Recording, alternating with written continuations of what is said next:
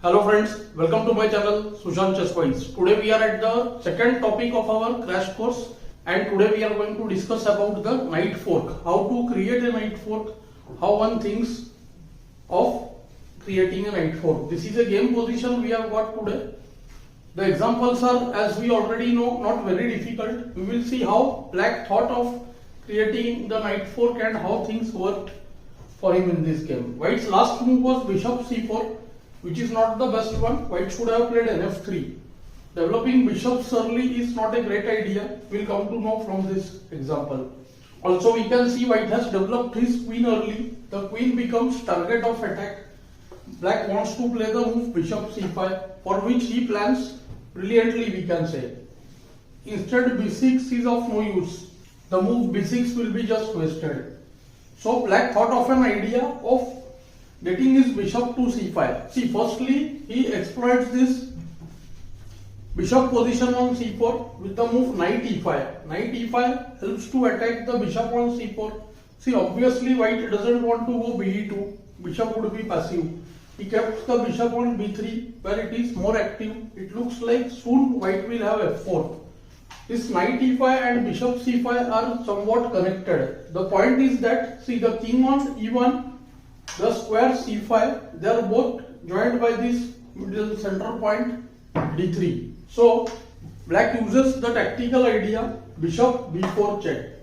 Let us understand what is the point. See, most obvious move is c3 for White here. It's a small trap. If White goes nc3, then Black can just castle, and soon we will see there will be threat of bishop c3, ne4, or even the move d5. Black will be somewhat better over there. After the move bd2, which is perhaps best, Black won't trade instantly. White will get a developed piece. Black can play the move queen e7. When after bb4, qb4 also we see Black is somewhat better. Thus the move bb4 is a very decent one and we must say very good idea. It sets a trap also. The move c3 is bad, which is what Black was anticipating. And now he got the move bishop c5. See how the knight on e5 and bishop on c5 were related. Queen takes c5 now fails to nd3 check. Queen would be lost. Queen has not many good places. Queen e2 is perhaps best, but then after castle Black is better. Queen f4 loses to nd3 check. The queen is lost. White went for a seemingly very good place for the queen. Queen attacks e5 and g7.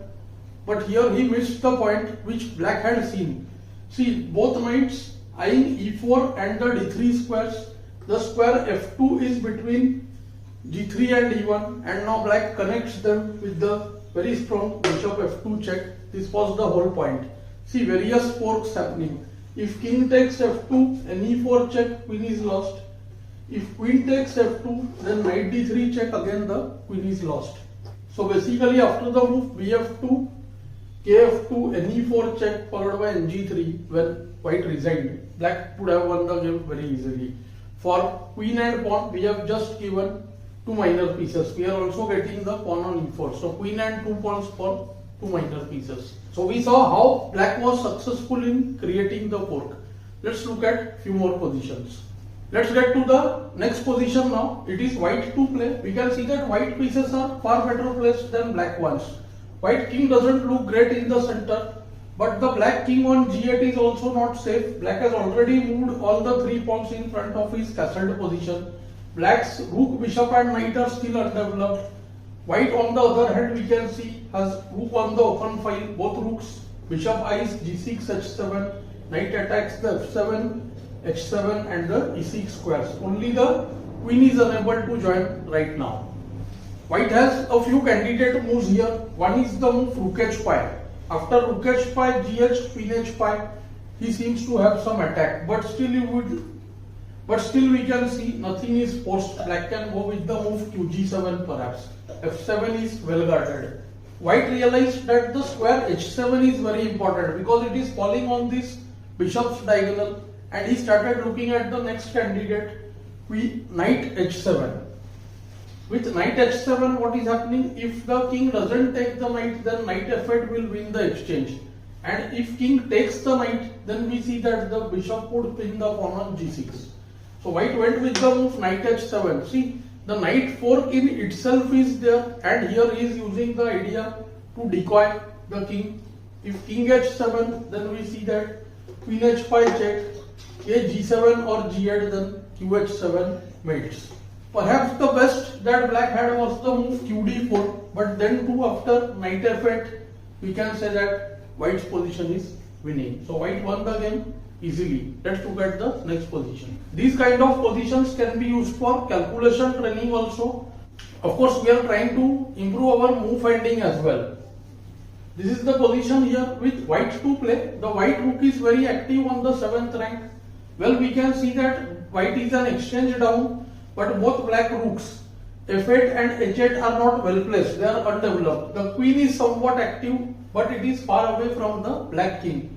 When we discuss about attack on the king, we see and talk about assault ratio. There are 3 attackers near the black king. The problem is just that this rook is unable to settle on the 7th rank. If see rook d7, there can be the move queen f5. Queen would like to enter to the king side or attack the rook on d7. Even the move king c8 is perhaps possible. White realizes that he doesn't want to take his rook away from there and looks for more active moves. So one of the moves which came to his mind, maybe you would have thought it before. So the move is knight d5. See, such moves are very important to see.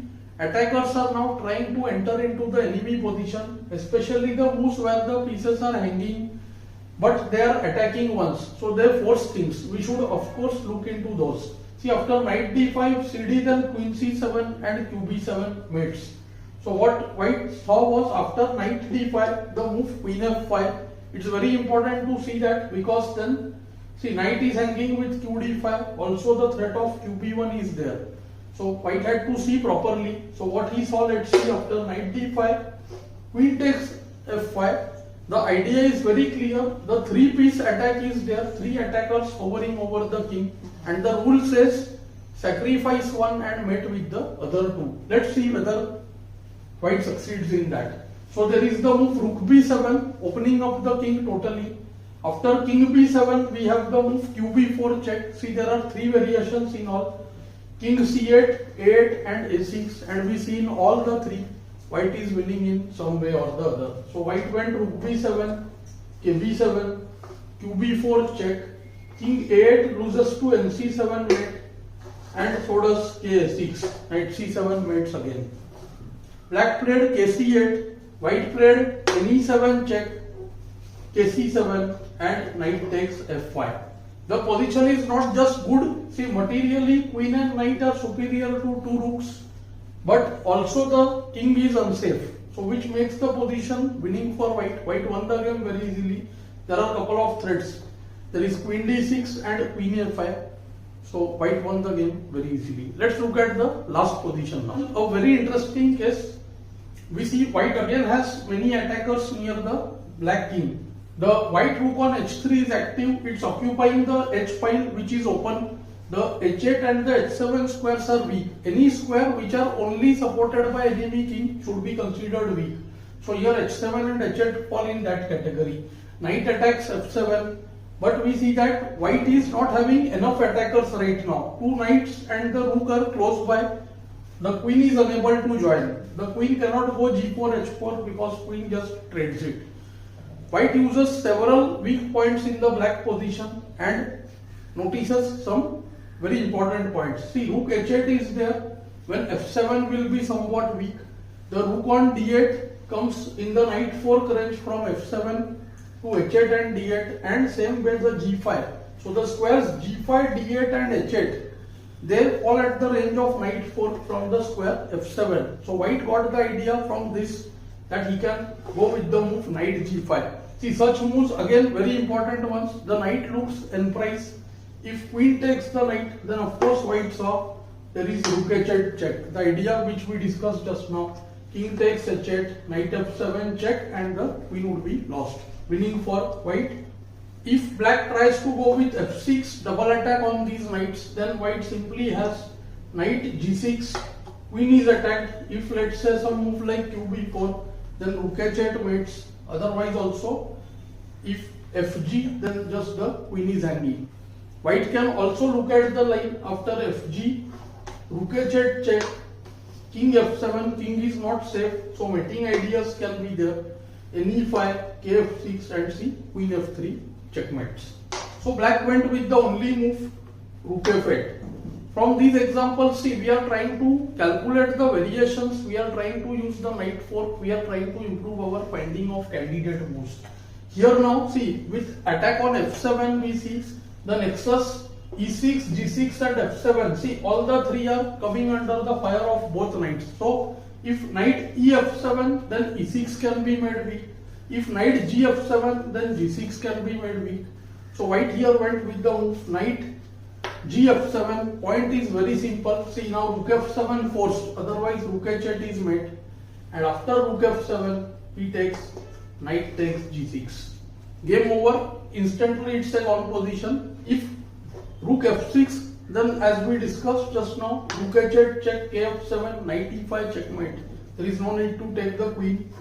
If rook f5, which is perhaps best, now rook h8 is also there, or knight takes e7, bishop takes e7, queen e6 check, rook f7. Now white can choose between rook h8, kh8, qf7, or even rook f3, or even transferring this rook to the king side. So rook e5, rook h5 is also there. All are winning for white. So after knight g6, black chose to resign over here. So by now you must be knowing, alternate day I am posting these lessons, one in Hindi and other in English. Do let me know how you are finding the content. In future, I would like to cover more topics for higher level, maybe 1200 to 1400 level also. Thanks for your time.